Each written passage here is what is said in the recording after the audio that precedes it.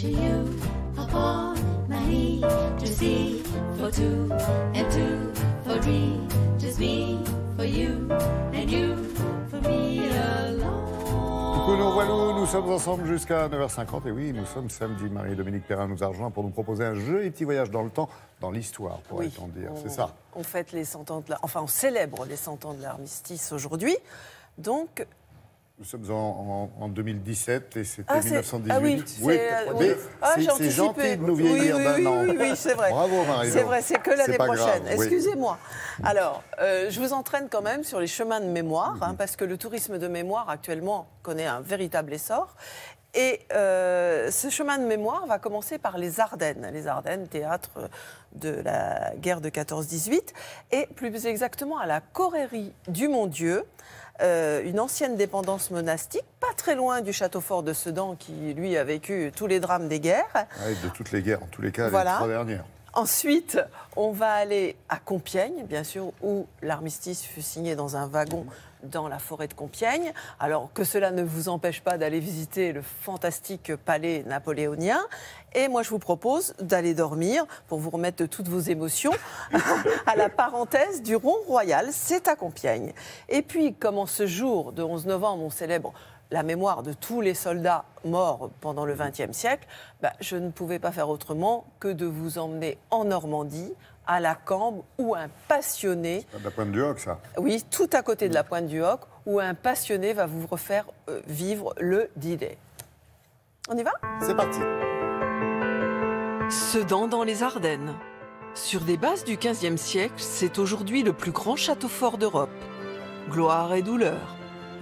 Attaque et garnison prussienne dès 1870, bagne pendant la guerre de 14-18 pour tous les opposants à l'ordre allemand, et la tragédie se reproduisit en 1940. À 25 km de là, la Correrie du Mont-Dieu se trouvait-elle au milieu des champs de bataille. Ici au Mont-Dieu, nous sommes vraiment au milieu des champs de bataille de la Grande Guerre. Entre Tannay, Stonne, le Mont-Dieu, c'était vraiment... ça a canardé pas mal au Mont-Dieu. La Correrie était une dépendance de la Chartreuse du Mont-Dieu. Elle date du XVIe siècle. C'était donc la procurerie, là où se faisait tout le travail, toute l'économie pour les Chartreux. Bâtiment religieux, ferme et désormais maison d'hôtes. Ancienne infirmière, Anne, qui prenait soin des gens dans la douleur, le fait aujourd'hui dans le bonheur. La maison avait une histoire et du caractère. Plus douillette maintenant, elle se décline en tonalités apaisante et reposante. Depuis Napoléon, on visite Compiègne pour son fastueux palais, au mobilier précieusement conservé. Dans son esprit et celui de la cité, la parenthèse du Rond Royal accueille ses hôtes au cœur d'une demeure fin 18e. Dans sa dépendance, une superbe chambre à la fois fantaisiste et un tantinet industriel possède un objet de curiosité, ce piano lavabo. Quant à l'étage, une chambre plus douillette se réveille au chant des oiseaux. À 2 pas, un chemin de mémoire conduit dans la forêt où le maréchal Foch signa le 11 novembre 1918 l'armistice qui mettait fin à la Grande Guerre. Si le wagon d'origine a brûlé, celui-ci, daté du même jour d'exploitation, en est une réplique fidèle. Le 22 juin 40, Hitler y tint sa revanche. Alors, l'histoire fut de nouveau douloureuse pour la France. Particulièrement en Normandie, entre Grand-Camézy et la Pointe du Hoc, théâtre d'un redoutable assaut des Rangers. En témoigne ce paysage défoncé de cratères. À 3 km à vol d'oiseau, des passionnés font revivre la Normandie dans l'esprit de 1944. Ici, c'était une ferme traditionnelle qui date de 1750 et qui a servi aux pilotes de l'US Air Force. Il y a eu quelques gens célèbres qui sont passés puisque le grand-père de Barack Obama était mécanicien et travaillait sur les Mustangs, mais aussi Eisenhower qui est passé ici en 1944. Il a atterri avec son C-47, il a pris un Mustang pour inspecter le front autour de la ferme. Les chambres sont dédiées aux héros du D-Day.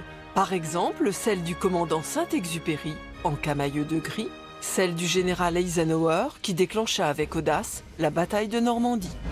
Cette année, une nouvelle chambre comme tous les ans, et cette année, c'est Winston Churchill avec l'ambiance anglaise. Il ne manque que le cigare pour parfaire l'ambiance de la chambre. Le dernier objet arrivé, c'est le plus beau, toujours comme d'habitude, et c'est un phonographe qui peut enregistrer les messages des soldats et qui vient de la Navy, qui vient de Washington. Apparemment, vous étiez en pétard en vous réveillant le matin. Il y en a un non, posé sur la table du petit déjeuner. Ce monsieur vit vraiment dans l'esprit de 1944 et on mange des beans au petit déjeuner. Il y a aussi des Alors, œufs. les beans, tout le monde ne parle pas aussi bien que vous l'anglais. On dit des faillots, on dit ça. Voilà, des faillots, comme ceux du poilu. Voilà, exactement. À propos de poilu. À propos de poilu, il est à noter qu'en ce 11 novembre, eh bien, sera l'occasion de réaffirmer Vry-Meuse, lieu d'inhumation du dernier poilu tombé à 10h50 alors que l'armistice a été signé à 11h, comme lieu de réconciliation franco-allemande et lieu de paix. Et c'est dans les Ardennes. Merci beaucoup Marie-Dominique.